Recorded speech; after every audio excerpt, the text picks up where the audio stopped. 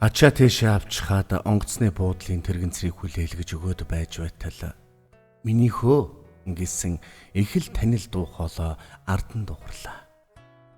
Эргэн харвал аав ээж нь бас охин дүү нь гэр бүлээрээ бөөнөрөө байж бахан тэр.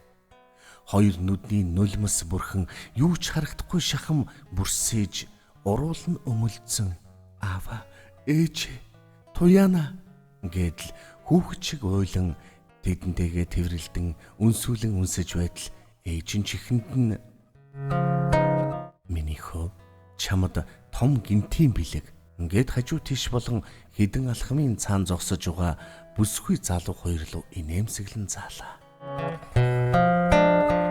Сэргэлэнбаатар нүдээ том болгон харвал залуу насных нь гал халуунхаар инх гэрэл нулимсаа барьж ядан хажуудаа яг өөрийн өвчин хуулан төрсөн хүүтэй нь хамт зогсож байлаа.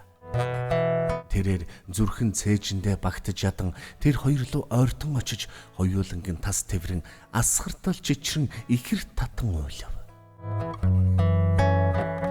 Хэсэг тэгж гурвуулаа уйлсаар арай гэж тайвшран нэг амьсгаа багтаа Сэргэлэнбаатар гинэт өвдөг сөгдөн хайрт минь тэнийг намаага өршөө. Би мянгантай буруутай.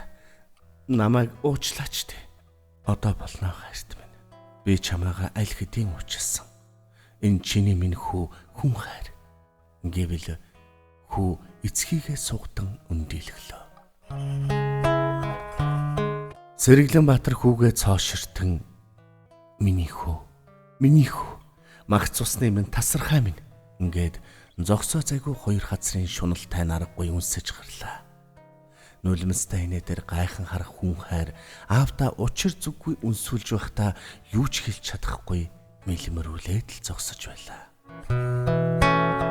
Бүгд аз жаргалтайгаар инээмсэглэн унаа хөсгөндөө сууцхан гэр өдөө хөдөлцгөлөө.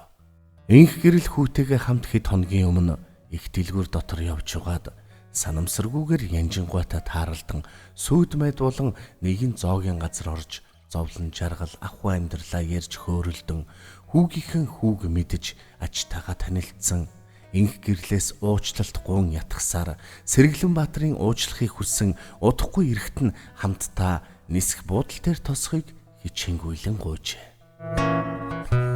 Тэгээ цаашид миний хүүч чамаас өөрөө уучлалт гуйвал элэг бүтэн амьдралаа эхлүүлэхийг хүссэн нь тэр байжээ. Инх гэрэл хэд хоног бодож нэг л амьдрах хорвоод өдий 40-наас хүрч амьдралч тогтсон юм хойно хүнтэйж огт суугаагүй болохоор хэрвээ Сэргэлэнбаатар чин сэтгэлээсээ надаас уучлал хүсвэл цаашдын амьдралаа үргэлжлүүлэх хэсгээ хамтдаа шийднэ. Бас хүмэн зөвшөөрвөл гэж бодоод хүүдээ бүх учир явдлыг ярихад хүүнж зөвшөөрснөөр учир битүүлгээр залуу насны ааг омог бардам зангаас авалж хагцсан нэгэн хос дахин эвлэрч жинхэнэ сайхан гэр бүл цогцлох хувьсгалын тохироо энхүү бүрдсэн нь энэ ажээ. Амьдрал би чамд хайртай гэж Сэргэлэнбаатар 20 жилийн дараа хурмаа хийхдээ аз жаргалтайгаар чангаас чанга хашгиран хэлээд эхнэр хүү хоёроо үнссэн.